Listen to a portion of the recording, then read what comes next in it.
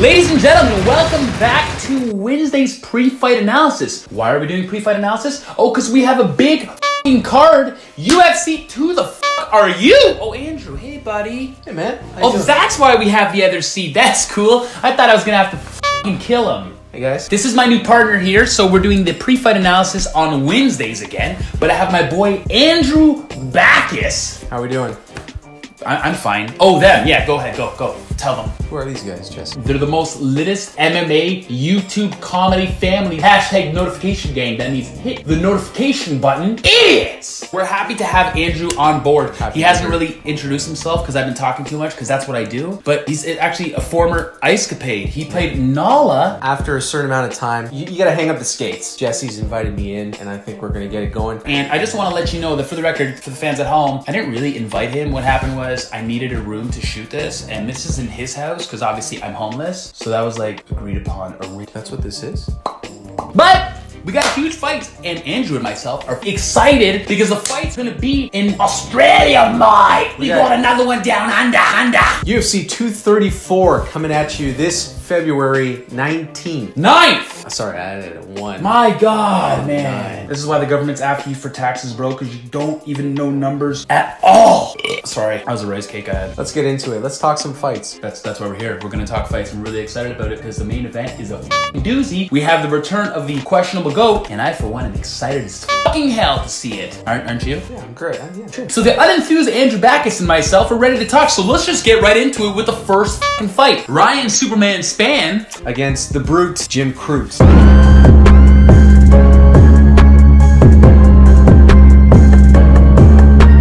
Is that right? Did you make that on purpose? No. Oh no, he is the brute. That's his name. Is that a bad name? I don't know, is that the a bad? Brute Jim Crute. I don't like it. I like it. He's a f***ing animal. He's undefeated. He's allowed to be called the f***ing brute. But then on the other hand, we got Ryan Superman Spann. He's literally got a Superman symbol on his f***ing chest. Ryan Spann has had one fight in the UFC, questionably 2, because his first fight was on Dana White's Tuesday Night Contenders series, where he obviously became victorious, which is why he got a contract with the UFC. And he fought Luis Enrique Barbosa de Oliveira. Too many syllables, Luis, but hey, mucho gusto. Oh, he's Portuguese. We can say one thing for sure, and that's Ryan Spann is a strong motherfucker. He went to decision. He took Luis to decision, and Luis is naturally a heavyweight, so Luis came into the fight walking around at about 235 pounds. That is a big man, which just says that Ryan Spann is f***ing strong beast. Strong guy. That's what I said. Thanks for being my echo. Let's talk about the brute Jim. You know what? I just don't like saying. Let's talk about Jimbo for a second. Okay, Jimmy coming in at age 22. He's a young buck. He's the Hex Fighting Series 3-time light heavyweight champion. So he's got some experience under his belt. 3 knockouts, 3 submissions, and 3 decisions. This is a guy that's ready. He's prepared. I think we're going to see a war, Jesse. We know that Ryan Spann as well. He knows how to fight on the ground. He knows how to fight standing up. That's what's great about these new generation of mixed martial artists. They're not just one-trick ponies like back in the olden days, which is very important because most fights nowadays, especially the mass majority of fighters learning that wrestling craft, you have to be able to know how to defend that or at least hold your own off of your back, which is something Ryan Spann can do. Ryan Spann can go to decision, even though he's lost in decision a few times. So that's where, to me, his little... Spit it out. The kryptonite, basically, to his so-called Superman stamp, his gas tank. I think this will be the fans' co-main event, just because obviously we do have hometowner Jim Crute. Jim Crute, yeah. You know, we're not seeing the big names that we usually see down in Australia. We're not seeing the Mark Hunts out here. And I agree, but that's what we don't want to see. No offense to Mark Hunt stylistically, he's not a great mixed martial artist. That's why I like this new generation. You just said, right? Jim Crute has 3 knockouts, 3 submissions, and 3 decisions. He's absolutely well-rounded. And when we look at Ryan Spann, he is also a well-rounded fighter. But I do think that testosterone is going to play a huge fucking role. I don't think this fight's going past the first round. I think they're going to come in with so much energy because, yes, they both fought the UFC before, but this is each their first main event slot. And the Australian crowd is fucking nuts. Jim Crute is gonna go insane. Okay, so what's your take on this fight? Where's it going? I do think Jim Crute is gonna take this out in the first round. This is not the fight that you wanna go take a piss during, because this fight's gonna be over really fast in my opinion. I think so too. I agree. Done in the first round. You got Jim Crute? I got Jim. Should we hug it out? So nice. Well done. Where are you going? The desk was a level, you know. Can you come back, please? Okay, next up, we've got Dong Young Kim against Devontae Kincaid Smith.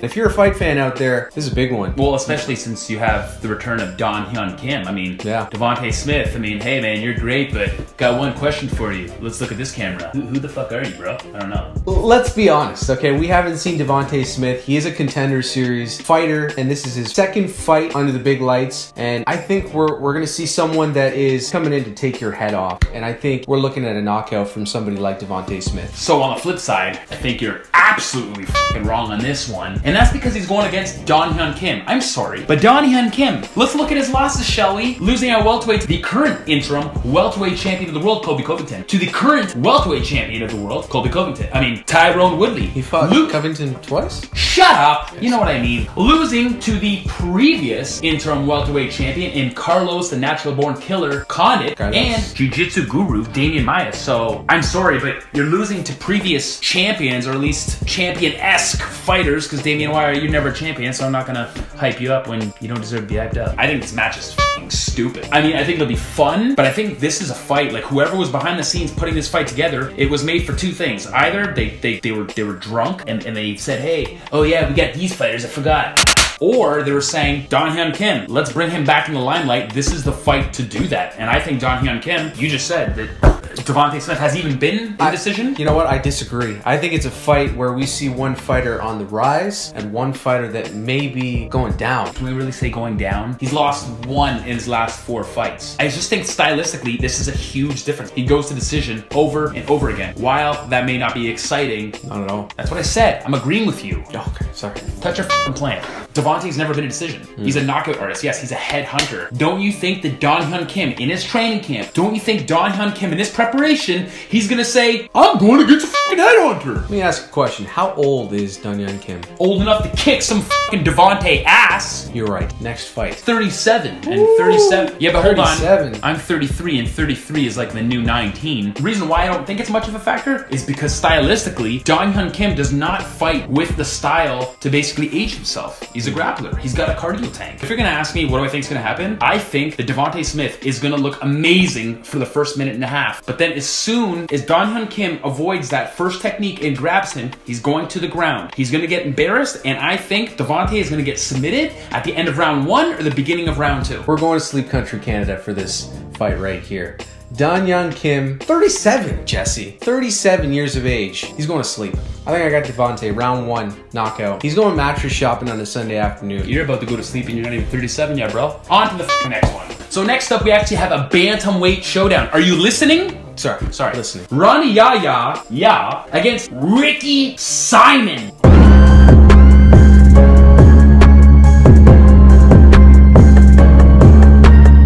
You don't care? Ricky Simon. Refresh my memory. Ricky Simon's huge in the world.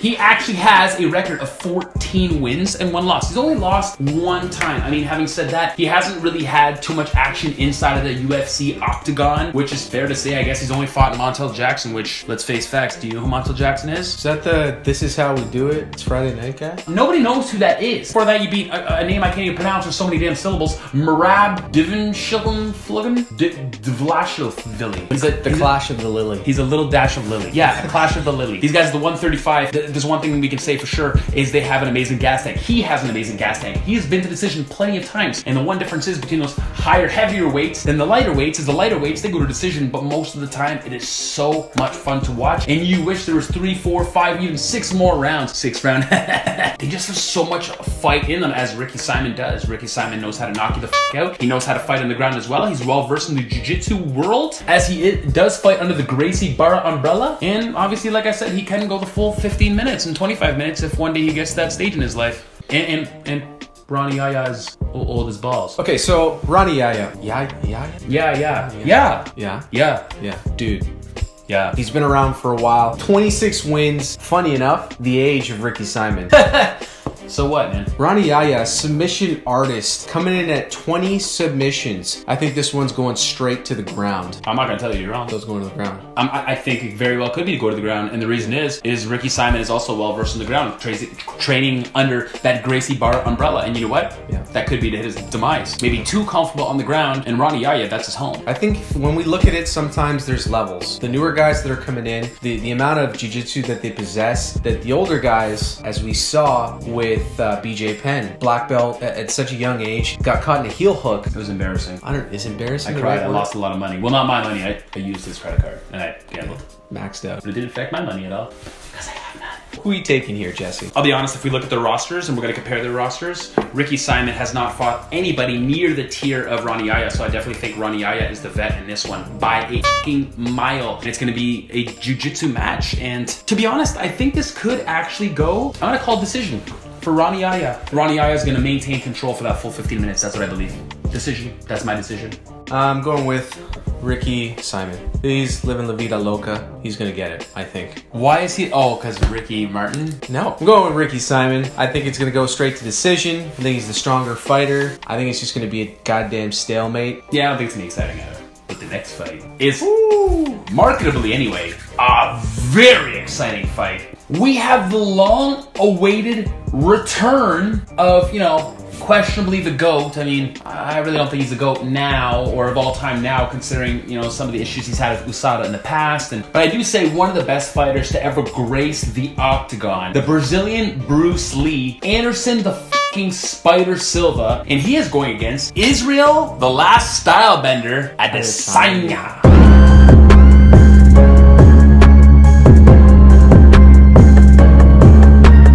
Literally, AKA Young Anderson. That's kind of what I can compare them, to be honest. Hi, back. UFC. I love when he does like the commentating after. Joe Rogan will be like, Anderson, so tell us about the fight. Who do you want to fight next? Okay, my guys. Thank you, UFC. Dana White, everybody. Like, he never answers anything. Nothing, no. He's a cerebral assassin. Absolutely, but the question is, will he get a chance to do a funny, victorious post-fight commentary with Joe Rogan? It's gonna be interesting, Jesse. We got two fighters that their skill set is one and the same. Obviously, age is a factor here. I see you shaking your head. You don't think they're similar at all? Very similar. No, sorry. I'm shaking my head just because I don't like you. Israel Adesanya, this is his 5th fight in the UFC and his 4 last wins. I don't think we're seeing his potential yet. I don't think we've seen the greatest Israel Adesanya that we've seen on display. I think matchup-wise, past couple of fights, he's gone against some tough guys, but this is one that we can probably see a bit of a show. I think he's also going to be scared as well going into this fight. Now, you're right, one about thing. I think he hasn't proven to be as good as his mouth says he is, and as all the fans says he is. A lot of fans have been building this fucking huge hype after his first fight in the UFC, and you're right. Hasn't been really like the best of showing, of course, except for his last fight against Derek Brunson with a vicious, brutal beating, TKO. Derek Brunson is also Anderson Silva's last victory in the octagon. Pretty controversial, I think. It was, and that's what I was going to say too. Yeah.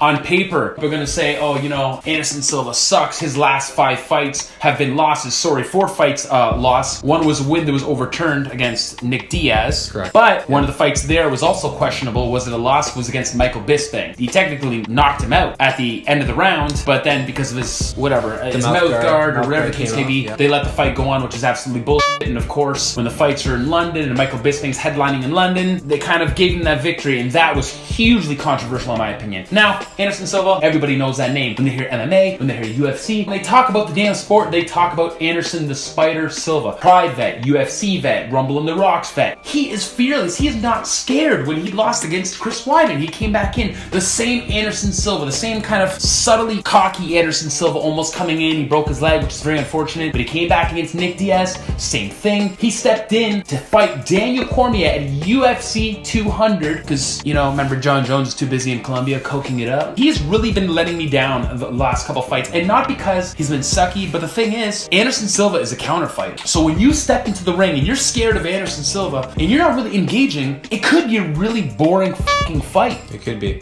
Yeah. It could be very boring. Can Anderson Silva kill you? Absolutely. But he likes to chill the other side of the cage and say, come to me. That's why I said at the beginning, marketably, this fight is amazing. But this could very well be a piece of shit fight, because we've seen Stylebender also be hesitant as well in some of his previous outings and afraid to engage. And I think he'll be afraid to engage in this fight as well because he knows that's the exact fight that Anderson Silva wants. Anderson Silva wants you to engage. Anderson Silva's gonna be waiting for you, not because he's afraid, but that's because that's his style. Let's talk a bit about Israel, okay? We've got a guy coming in fresh, he's young. This is a guy that has 15 wins in MMA, 4 within the UFC currently. A guy that has 13 finishes, 2 submissions. Now here's the thing, here's the twist I'm gonna throw in there, Jesse. I think that since they're both counter fighters, Anderson is gonna use his grappling and he's gonna use his ground game. If Anderson really wants to get his name back into the limelight, this is how he does it with the win over an up-and-coming guy. I disagree. And the reason is because, so you're right, any normal fighter maybe, they'd be like, oh, you know what, I need to take this to the ground, I need to take away Israel's weapons. But all the weapons that Israel has, that's exactly the weapons that Anderson Silva wants to see in his opponent. He wants to see a kickboxer style fighter. And guess what? Israel's 15-0. He also has a crazy kickboxing record. But newsflash, people, this is going to be a kickboxing fight.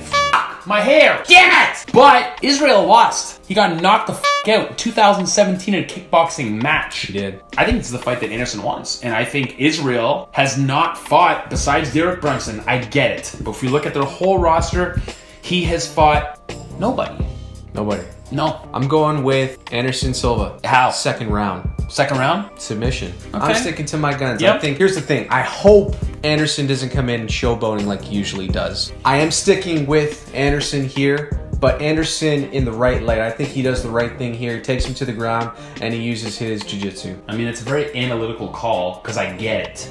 I think Anderson's going to want to show everybody that he's still Anderson Silva. Yeah. Yes, he's amazing at jiu-jitsu and it's way underutilized, but I think his ego is still going to be with him. Oh, I can still be the Roy Jones of MMA, use my head movement. And maybe that could be to his demise. I'm going with Anderson Silva too, but I do think it is going to decision. And I do think it's not going to be a great fight. Styles make fights. I think Anderson Silva needs to fight to look good. He needs to fight a guy like Forrest Griffin or Stephan Bonner. Those guys that run in there kind of with their head down like, oh, I'm going to kill you, because then he can really pick them apart and have fun. Yeah. But when he fights with somebody who's also a very clinical striker, it could be a point sparring match. I just think if Anderson, even if he rubbers Israel, he's still going to be a little cautious to really engage and try to finish him off. I just don't think he has that killer instinct anymore. And I think it's just going to be a back and forth kickboxing sparring match, to be honest. At the end of the day, one of our favorite fighters going up against an up-and-coming guy. I'm excited, Jesse. Oh, marketability. This fight's like the best fight that could ever happen. But that's why I say marketability and not necessarily what is actually going to happen. But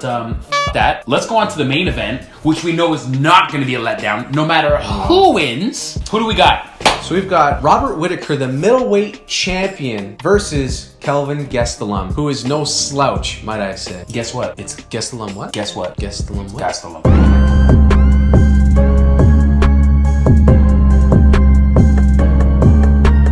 Not Gastelum. Is he a gas? He doesn't have, well, he has a gas tank. If we're gonna like break it down and start talking about it, yeah, technically he does have gas. Okay. Two of the best middleweights in the game. Heavyweight.